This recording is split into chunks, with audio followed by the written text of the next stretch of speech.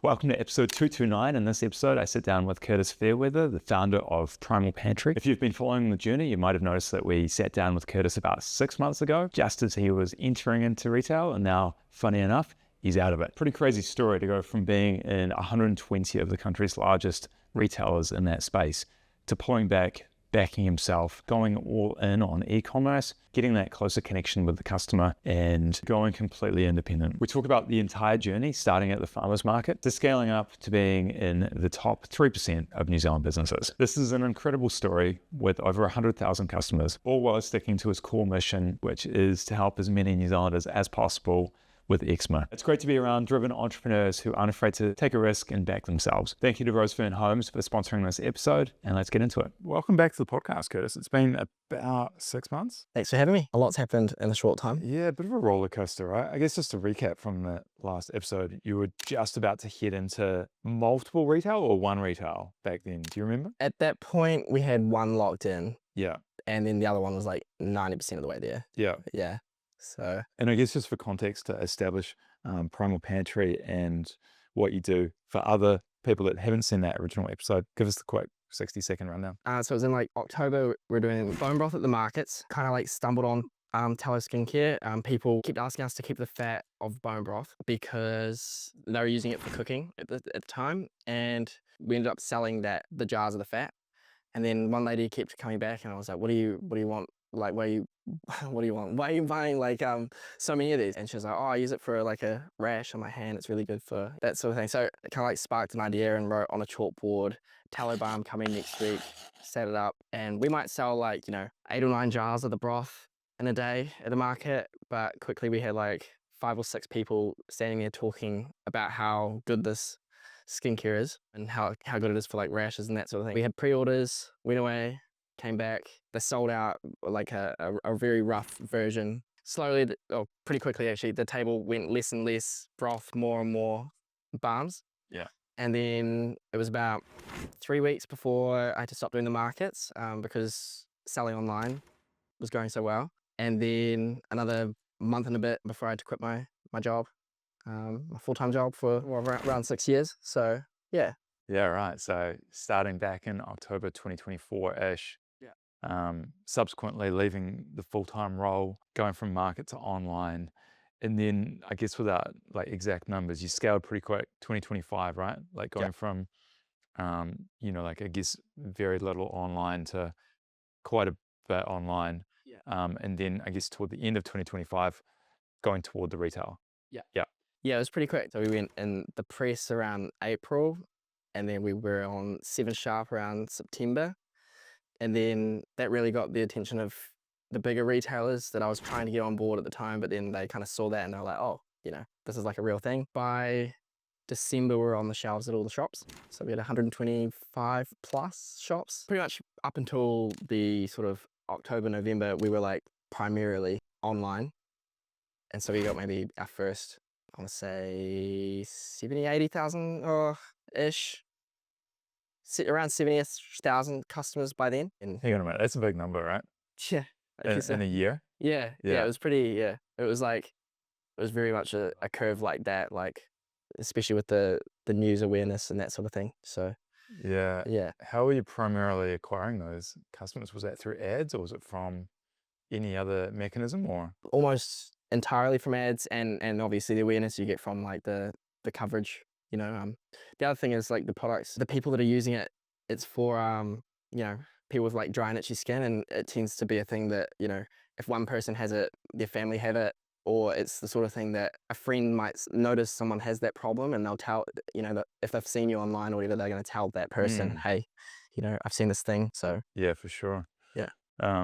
So that's like a crazy 2025, right? Yeah.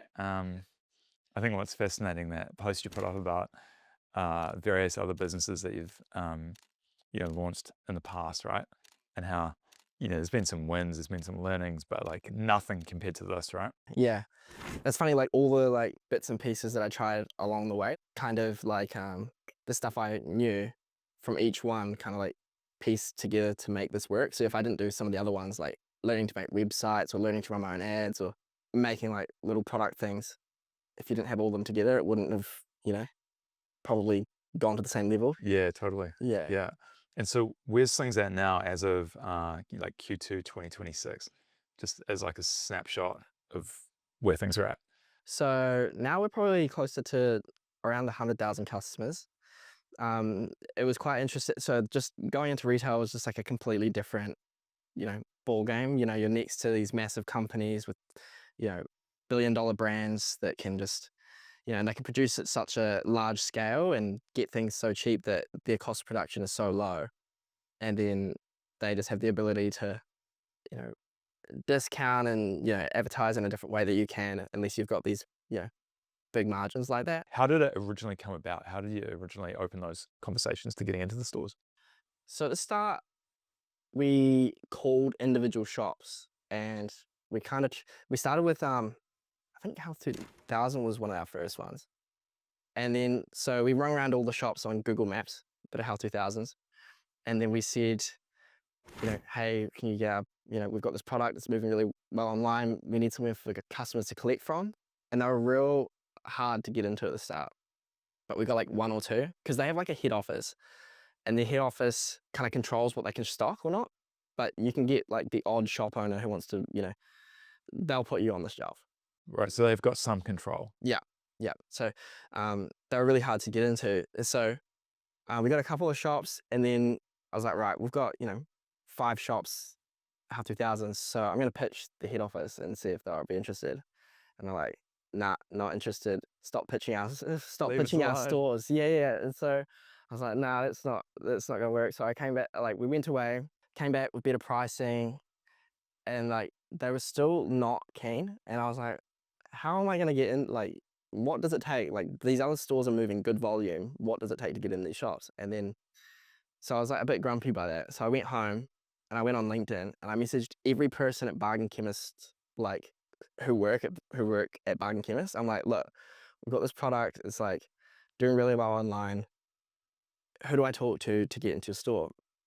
And then that night is when the guy from Bargain Chemist, I think it was like the owner or managing director or something, he was like, here's the contact of our buyer, get in touch. And so started the conversation with her. We got a couple of like new worlds in between because they're owner operated. So it's easy to get into like individuals, but to get across the board was quite hard, right?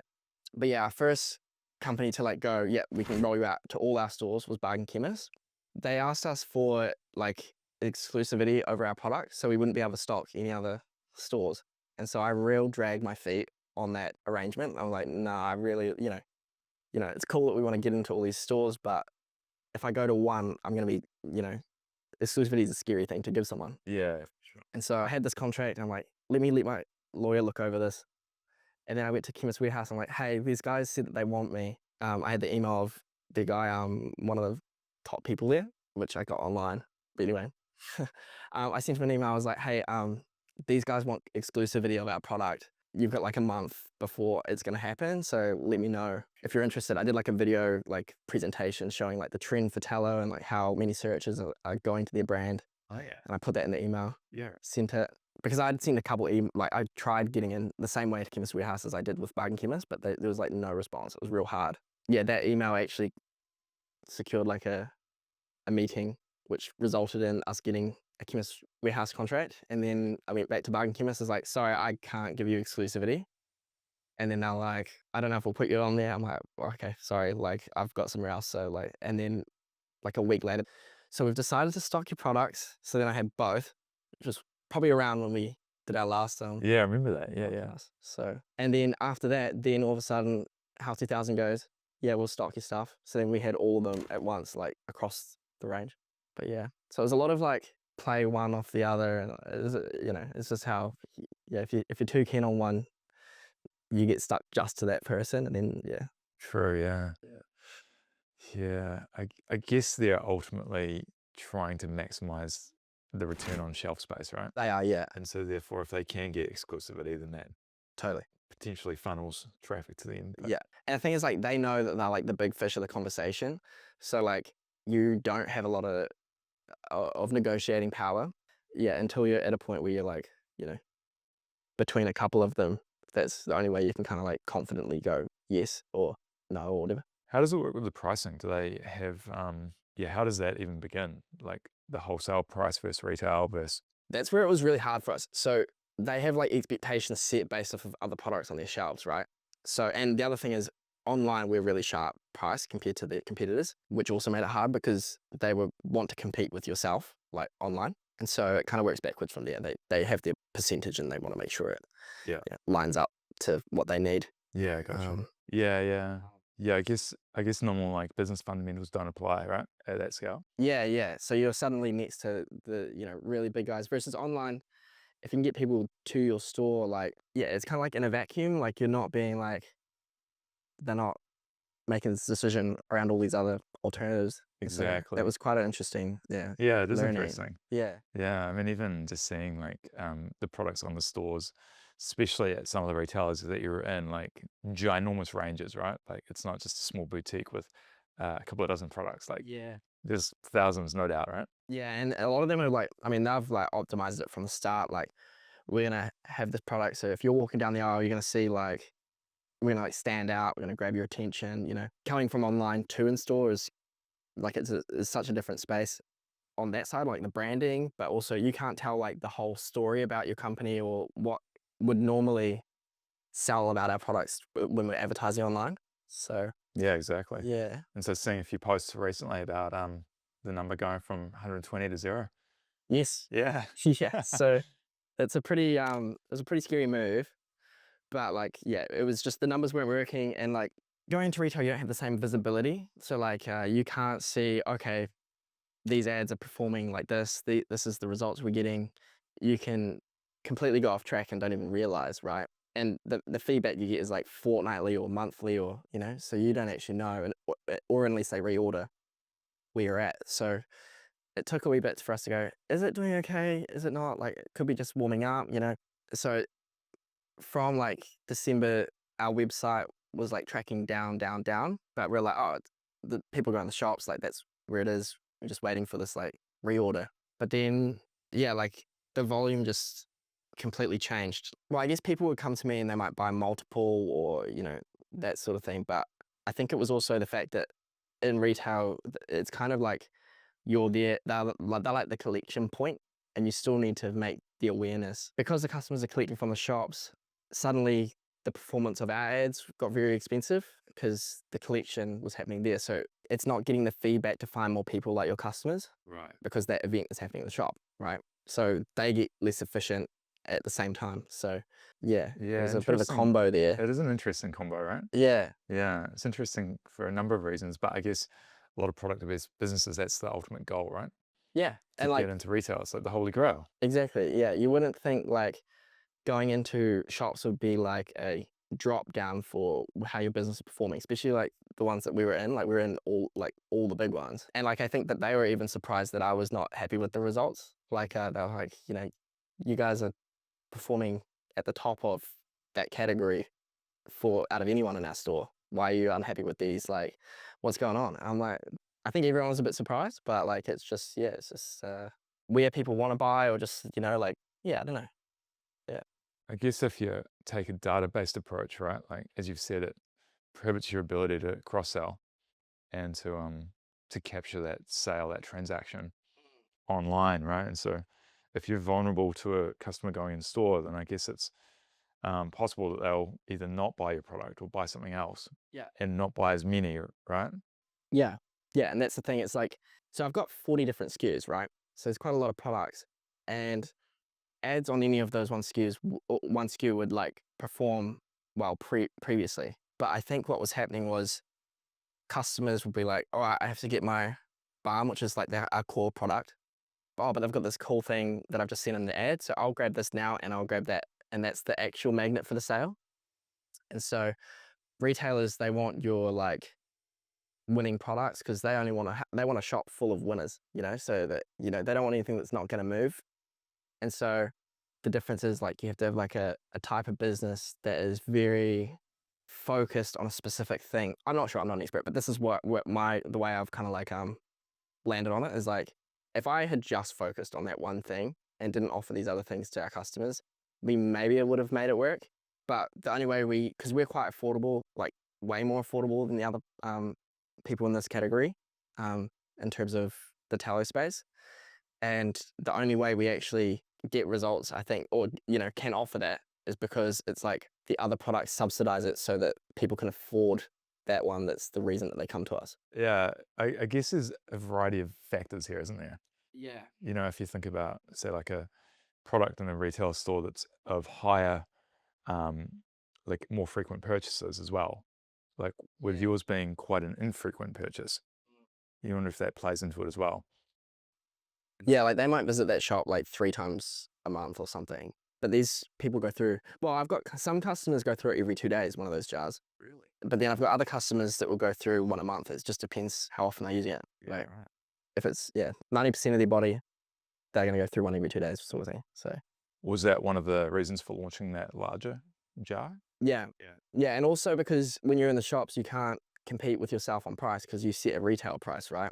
And so all my customers that are wanting, who are, they've always been asking for bigger jars because they would go through so much. The people wanting to trial can go to the shops to grab it since it's convenient, but then our core customers who use heaps, like they're going to want to come back to it. It did actually work, and a lot of people did like that, but yeah, it's just, it didn't move the needle anywhere near as much as, just pulling it from the shops. Yeah, So. got it.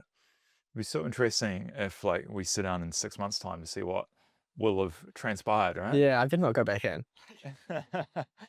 Yeah, no, you don't really know until you test all these things. It's a good, reflection on business in general, though, right? You don't really know. Like you're making educated guesses, and you're basing that on experience and best guesses, though. Yeah. Ultimately, yeah.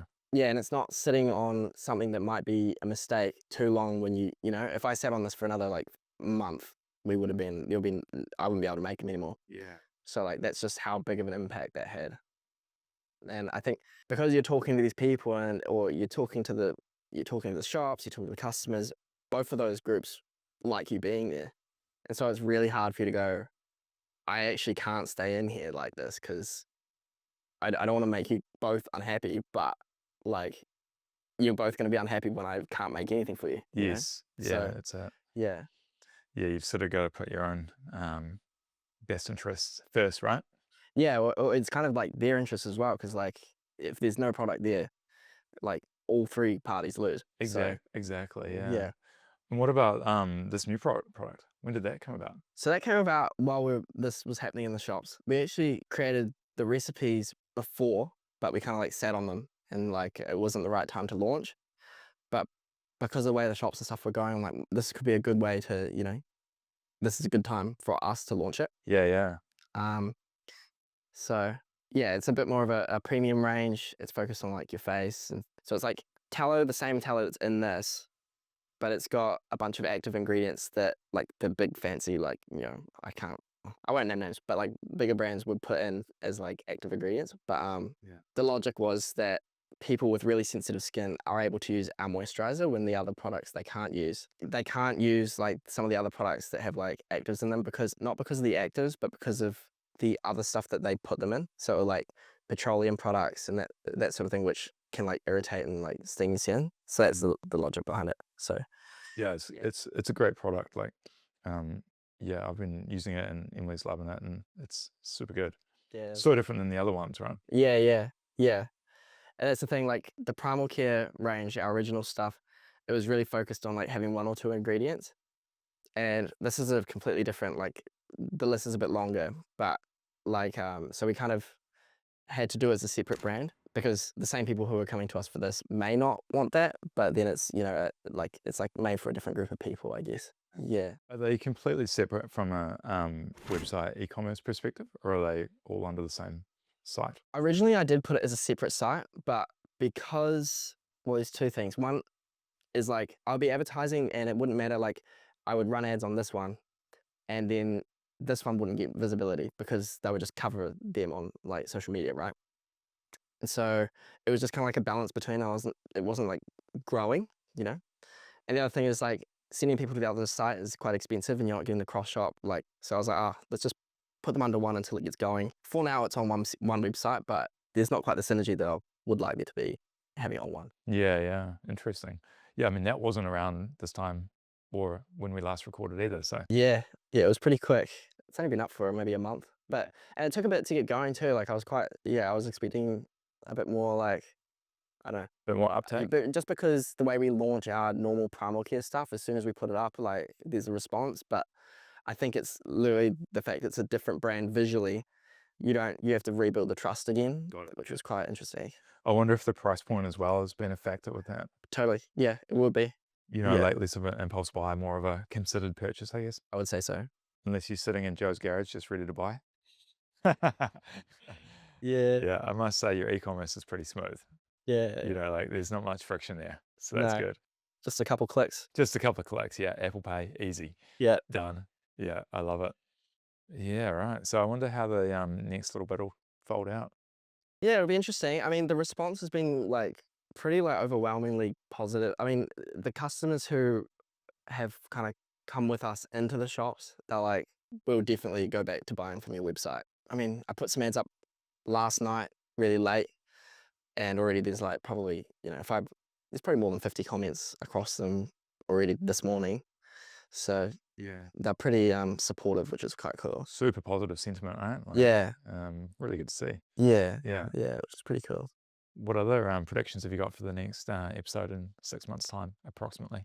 I would never have thought that this would be the outcome of the last 6 months. So it's so hard to even think like half that long, like it just changes so fast. Or even just like jumping around a little bit and into like the AI world and just what has happened in the last 6 months, technology wise. Like I'm sure Claude was around 6 months ago, but not many people were on it, right? Yeah. And like being able to implement that across the business, like not all of my team are super on board with that stuff, but I do try to encourage people to take advantage of those things. Yeah. We sent a big scary email before, so I was like waiting for I was thinking about that.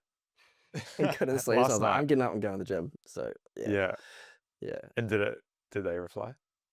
Oh no, that email was to all of our customers telling them Oh, that we're I did not see on the that show. actually. Oh, did you get Yeah. It's quite a spicy subject line, right? it? There's a couple of spicy bits in there. I was a bit nervous about it, but I was like, I don't you really, guys should know. I didn't read it, but I saw the Really lower subject line. down. There's a bit lower down. I was a little bit. Primal Pantry is moving back to being website only. It's good that we got to come here straight after that because like I can't see the carnage that's happening in our inbox. Like, yeah. It was interesting telling the shops because they were so surprised that we thought the results were bad. It was interesting the reaction because I don't think that's happened very often to them where people are like disappointed with the sales. It's generally a one-way street. Yeah, As in people get in there and they don't want to go. No. Yeah, it was interesting. One thing that Mom said to me was, do you think you're going to get your customers back if you go back online? And I was like, that's quite a We've got tricky thing to say. So it's a bit of a backhanded sort of a compliment. Right? Yeah. Not a compliment, So, but no, but it kind of just gives you a bit of energy to for sure push a bit harder. With that many customers, what kind of response rate do you think you'd get from that? From an email? Yeah. Not in terms it of depends sales, which one. I have people filter the inbox before it gets to me because they stress me out. Yeah. But if it's like a sales email, we'll get like a pretty. It depends on the product or what's new or But that's a really quick way for us to tell if we've got like a new winner. Is like if we send it out and we see like a massive spike immediately, like you can tell. Yeah. See, like launching these ones, I was surprised the response was so low at the start, but now they're like quickly becoming one of the fastest sellers. So I think it's just like such like this is different. Versus this one here, we have an eye cream on that one. It's literally just for like soothing under the eyes because people with rashy skin often have under the eyes and a point of irritation. As soon as we launched that, it was just like huge. Like it went really well. Interesting. What is the cadence on emails? Is it a set frequency or is it when you launch a new product or when you've got something specific that you want to promote? Or We try to do it tied to something. I try not to like do a email too frequently, but recently we've been doing them like every week or every other week. But before we would be doing it once a month. And I think that they definitely had better performance, less frequent. Like if it's less frequent, it's like the people, I don't pay more attention to what you're sending. Yeah, right. Yeah. And yeah, probably when things got tighter in this like January to now window, we probably increased the frequency just because the ads weren't performing as well. And I was having to, Plus we launched a lot of new products. So Yeah. Yeah. I guess it all sort of ties into, right? Yeah. Like the email marketing with the social media ads. Yeah. Also, sometimes that's something I've kind of learned is like, I can have an ad up and it's not doing great, and then I can send an email and then my customers will comment on that ad and it will make it perform better. Like, Such a interesting thing, you know, like I guess a lot of business owners are either running their own ads or using an agency or whatever, but I guess understanding those mechanics that exist with retargeting, with ads, email marketing. and how they all like blend together and can like work with each other. Yeah. Yeah. And yeah, I would never have known that before, but it's just like, you just kind of like spot themes like that. Mm-hmm. Yeah, I guess B2C is quite different as well, right? Versus B2B, Yeah. like lower volume, but you know, way different economics. And Well, you lose the contact with your own customers. And that's the thing that's quite hard is like, one, you can't learn what they want. So the feedback loop of like, oh, I tried this product and I wanted the smell to be more like this, or I wanted it to feel like that. You don't get that direct line, and it will probably never make it to you because there's so many people between you and the customer.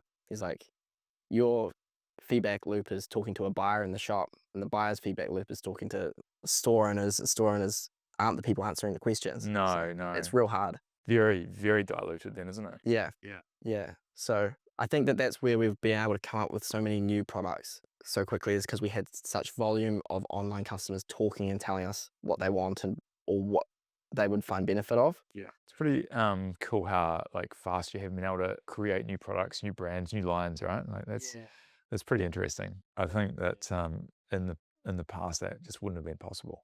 No. You know, it would have taken so much more money and so much more time and effort, and like minimums would have been way bigger. And yeah, it's pretty cool. And we're just getting like faster at it too. Like, it's not about like pumping out a bunch of like random things. It's more like, just because we've done it a few times now, it's like the same recipe, like, What would you say to someone listening that's either got like a fledgling startup product-based business or thinking about creating something? thinking about creating something, I think like just pick like something and then try to sell it and then see what people think. I think doing it in person is a lot better. Like, the markets, I learned a lot. For example, at the time, a lot of people were, TALLOW was like around, but not like hugely popular yet. But the only options on the market were really focusing in on it being used as like a beauty product. And so when I was standing there and talked to that lady, she was saying, I'll use it on this, or watching the customers come, most of them are putting on like their babies who have like rashes. And so that's kind of where I kind of like, oh, I'm not going to focus in on it, making it like a beauty product. I'll focus in on, dry itchy, So Yeah. that feedback of in person, watching, seeing, same with like price, right? I'll put it on the table and I have a price, and you see people like go to reach for something, they'll see the price and then they might go, oh, and then they'll walk off. Right. And you're like, oh, okay. So then you can tweak it, put it back. If you were to run a website on that Yes. and just launch and put a price there, you could way undercut it and have, thousands of people but make no money. So interesting. Or you could have it really high and they'll be bouncing and you won't know why. And you go, why is, So, yeah. Yeah, that's really interesting, isn't it? I learned that over the weekend, selling a whole bunch of stuff for a property on Marketplace, right? Like, you'd take a wild guess at a price of something, but you'd really quickly tell if it was too low or too high. Too high and like no inquiries, too low, and you'd just get swamped with so much activity. Yeah, again, it's just that fast feedback that you can get now. Yeah. It's pretty cool. Marketplace is actually a really good place to like learn and test that sort of stuff as well. Like, you can, I actually started selling this on Marketplace at the very, very start. And actually what I did was I was like, you can come and collect from the markets. See, like when I was standing there at the markets, it was really hard to get people to stop and look. So having a Marketplace listing, I would have something there. I'll be like, you can buy through message to me, or you can come and collect it, at Ohoka Market on Friday if you want it. And so that was actually a really good way for the markets to do better. Yeah.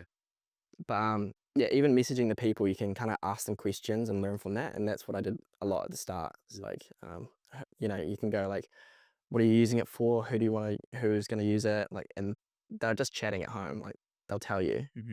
Yeah. Yeah, and again, right, like just that less friction than even email, right? Like email can be, I don't know, it's just clunky, right? Yeah. Whereas Messenger, like most people have got it, Yeah. or Instagram, like most people are on it. So Yeah. And it's so easy just to like lie on the couch and you can be messaging like bunch of different customers, and then it used to drive everyone around me nuts. They were like, "Can you just not be on Facebook right now?" I'm like, "No, I'm the customers. I have to, you know." Yeah, semi-addictive, right? Yeah, Yeah. I kind of forgot about that now, but it was a big part of the business at the start. Yeah, right. Mm, Interesting.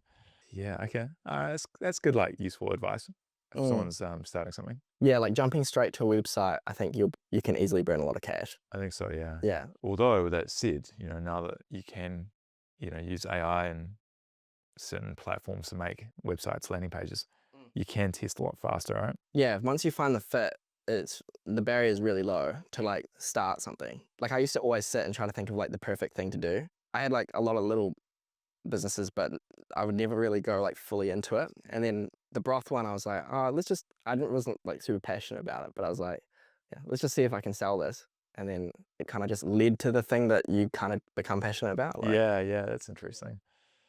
Yeah, I often wonder that with entrepreneurs, right? Like, are you really fizzed up on your exact product or service, or is it more the art of the business? Um, I think you can have both sometimes, but yeah. yeah, I think for the most part though, it's just a more of like an interest in the business rather than the exact thing. Yeah, Mm. I think so. And that pursuit of excellence.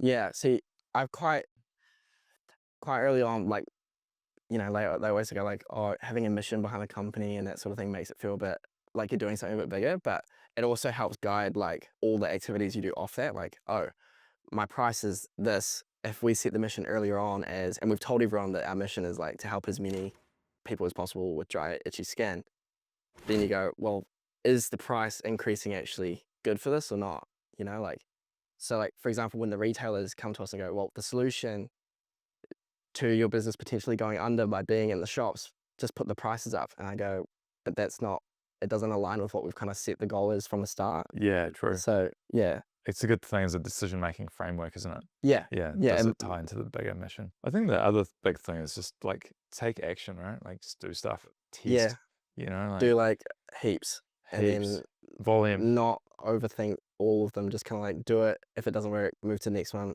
Doesn't work. 100%. Yeah, I'm really interested to see what will happen in like months and years to come with, like the ease of testing and the ease of development. I think the same barriers will get in the way though, right? Like meaning people will still overthink things. yeah, They'll still get in their own way, yeah, regardless of how easy it is, right? yeah. Probably like you'll ask AI like for potential. I've got these. I've got these ideas. What do you think's the best one? But yeah, I think, and it will probably point you maybe in the right direction, but you don't really know until you actually put it in front of someone. Mm. And you've still got to have the willingness to actually do the thing, right? Whether it's talking to the customer or launching it or, overcoming those mental barriers that a lot of people seem to have. Yeah, So, yeah. yeah, it'd be interesting though. Hmm. Watch the space. Watch the space. What's the space for the 6-month recap? That'll be roughly what, like October-ish, I suppose, Yeah, that'd give be or take. interesting. Yeah, hopefully I'm not too withered of a man by the end if I get too many more. Hopefully the sleep score's a bit better. I know, yeah, sleep score's looking pretty rough at the moment, but Yeah, we'll see. yeah. Hey, thanks for being here again, Curtis. I appreciate your time. What is the best place for people to go to? Well, the only place now is at our website, so it's primalpantry.co.nz.